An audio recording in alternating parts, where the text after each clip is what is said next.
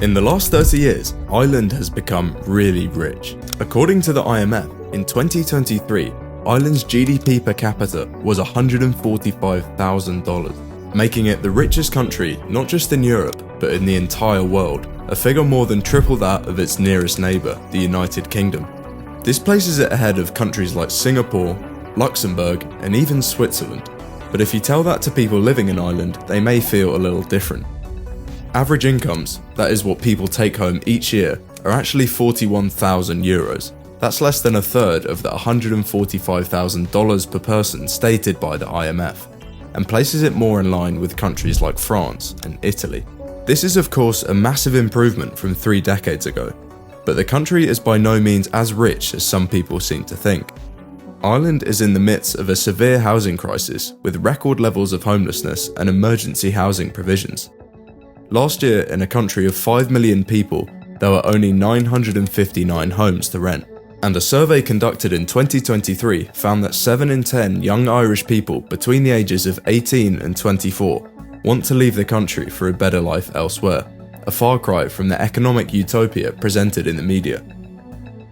So how could all the commentators calling it the richest nation in the world get it so wrong? There's no denying that Ireland is in a much better place than it was 30 years ago. However, this has been massively overstated with misleading statistics. So is Ireland's economic miracle all a lie? Or is the country really as rich as everyone says it is? For most of Ireland's history, it's been a relatively poor country. Being a predominantly agrarian economy, it relied heavily on the export of crops and livestock, particularly to the United Kingdom.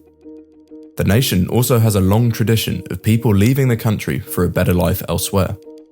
This was to avoid famine and dire economic conditions. Between 1820 and 1975, approximately 4.7 million Irish individuals settled in America, and these have been the descendants of some important figures, notably Bill Clinton and Joe Biden. Ireland gained independence from Great Britain in 1921. Post-independence period of the early 20th century saw efforts to diversify and industrialise, but progress was slow and hampered by protectionist policies. The introduction of more open economic policies aiming to attract more foreign investment did start to work. However, Ireland was still suffering from many of the issues that had plagued it in the past. Mass immigration still continued, and the country had a record low population of just 2.8 million. Even by the 1980s, it wasn't uncommon for people to struggle to afford to heat their homes or pay for food.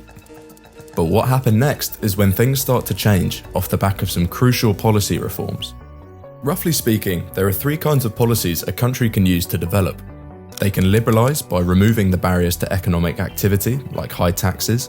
They can build capacity, investing in things like education and health. Or they can focus on industrial policy. This could be subsidising exports to promote investment in certain areas. There are of course nuances with each country, but Ireland's rapid development is no different to this and used all 3 policies. In the 1990s, Ireland drastically reduced its corporate tax rate to 12.5%. This was one of the lowest in Europe, and its tax on manufacturing profits was already really low at 10%. Ireland's access to the EU and the single market also vastly improved its trade opportunities. Companies could now come and set up shop in Ireland and trade freely with the EU, whilst also taking advantage of Ireland's low tax rate. Both these factors caused a wave of foreign direct investment, especially within electronics and pharmaceuticals, thanks to the low rates of tax on manufacturing. This also meant that Ireland did not become finance heavy like the United Kingdom. Across the 90s and early 2000s, huge multinational corporations sensitive to low tax rates like Apple, Amazon, and Google all set up large bases in Ireland. Double taxation treaties with countries like the US also meant that these companies would only be taxed once in Ireland and not in their parent nation. Essentially, these companies would claim that most of their profits came from the research and development happening in their Irish subsidiary, and were therefore subject to Ireland's favourably low tax rates, and not the higher ones in the EU or America. Because of these changes, Ireland's GDP per capita, an indirect measure of its wealth, started to skyrocket. Between 1995 and 2000, the country averaged a growth rate of 9.4%, rapidly overtaking the UK and most European countries. Despite a slowdown around the financial crash, growth continued, averaging a staggering 6.9% in the 2010s and kept the Eurozone out of recession in the last quarter of 2022. The wave of foreign investment meant that Ireland's GDP figures were booming, and in 2018, the IMF calculated that a quarter of Ireland's growth that year had been derived from iPhone sales. In 2017, half of the top 50 Irish firms were American businesses, and Apple made up 1/5 of Ireland's GDP. This led academics and researchers to label Ireland as the world's largest tax haven. Without a doubt, these pro-business policies are the biggest contributor to Ireland's economic miracle in the last 30 years, and have led many commentators to rush and praise Ireland's economic model and swift turnaround to one of the richest nations in the world. But here lies the issue of using these stats for measuring Ireland's economic prosperity. Whilst the large GDP means that Ireland sits on top of economic leaderboards, do they actually do anything for its citizens? The first issue for measuring Ireland's success lies with how GDP is calculated. Gross domestic product has been used to measure Ireland's growth and is a sum of consumption, investment, government spending, and exports minus imports.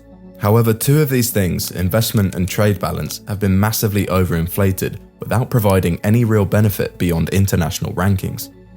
Investment in the economy is a wide catch-all term for all the money spent on things that will help the economy grow over time.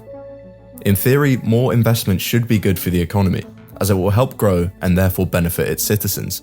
However, the investment which has been counted from large corporations does not have the same effect as government investment, but is treated equally. Large multinationals have invested billions on setting up facilities, buying equipment, and sometimes transferring intellectual property like patents into the economy. But this does not have the same benefit as setting up a new local factory, which could provide jobs in the local area. Second is the trade balance. A large trade balance should in theory be great for an economy. It would imply that Irish firms are exporting lots onto the international market, not only creating jobs for those in the economy, but also keeping the profits and spending them within Ireland. However, the reality of Ireland's trade balance is that when companies like Apple and Microsoft, based in Ireland, sell a large amount of goods like smartphones, these are counted as Irish exports, but most of the profits and associated benefits from these sales are repatriated to their parent companies abroad and do not go to benefiting the Irish people. So while Ireland seems to be an export powerhouse, most of the benefits associated with this is concentrated in the hands of a few large American companies. The wave of multinational companies flocking to Ireland did create a lot of vacancies. In this period, many workers came from abroad to fill these positions, and net migration rose dramatically, reversing the trend of its own citizens leaving to work abroad. These immigrants tended to be younger and disproportionately high-skilled. In 2022, more than half of the immigrants to Ireland had a university degree or something similar. Highly skilled workers not only received greater wages, but also played a role in pushing up the prices of many goods in and around Ireland's cities. This has fed into an issue which now has a chokehold on the nation: a housing crisis. In the last 20 years, housing prices in Ireland have skyrocketed and are now unaffordable for many citizens, and rental accommodation is barely available. This is partly due to a lack of suitable policy and a steady influx of migrants pushing up the population over the last 20 years. In the late 1980s, Ireland's housing market was deregulated, removing many of the drivers for social housing like non-profit building societies. And instead, commercial banks became the main lenders for housing instead of governments. The period of growth and the adoption of the euro gave way to low interest rates and increased borrowing, further fueling house prices. A shift towards promoting private rentals instead of social housing has led Ireland's housing market to become financialised.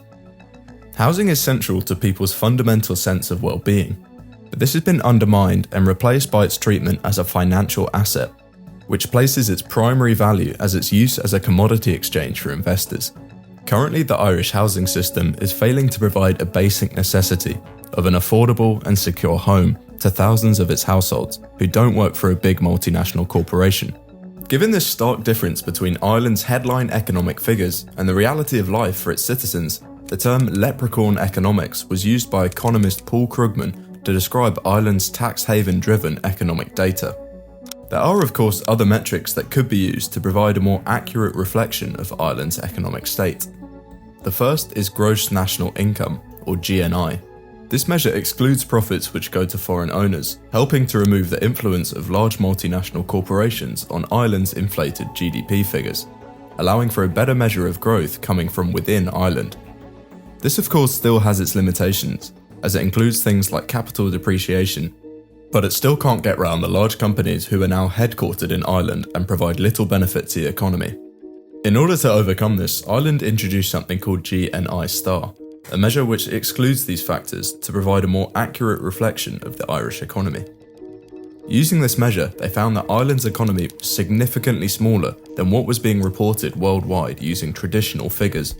With this new measure, in 2019, Ireland ranked 8th in Europe in terms of GNI per capita, instead of second to Luxembourg, as some other measures had suggested. These other figures that exclude the role of multinationals also paint a similar story. Actual individual consumption is another measure used, in essence adding together consumption by households and consumption spending by government. Ireland was again way lower than expected using this measure, ranking 12th in the EU in 2019, falling behind not only the UK, but all other 6 original founding members of the EEC, along with Austria and 3 Nordic member states. So Ireland isn't the richest country in the world. I guess that's not surprising. Those who have been to Ireland will quickly tell you that it's not like the European Singapore. And whilst Ireland is certainly a prosperous country, it's not as prosperous as is often thought because of the inappropriate use of misleading, albeit conventional statistics. In Ireland, there is less consumption per capita than in the United Kingdom, and on this metric they are way closer to New Zealand, Israel and Italy than to the United States, Switzerland or Norway. The same conclusion can be drawn if GDP is replaced with the Ireland-specific GNI indicator. But writing the country off on the basis of misleading figures would be to underplay the vast improvement that the country has seen since the 1990s. Whilst it may not be absurdly wealthy, life for its citizens is still better in many ways than it was before, and there's no arguing that in the last 30 years, Ireland has prospered.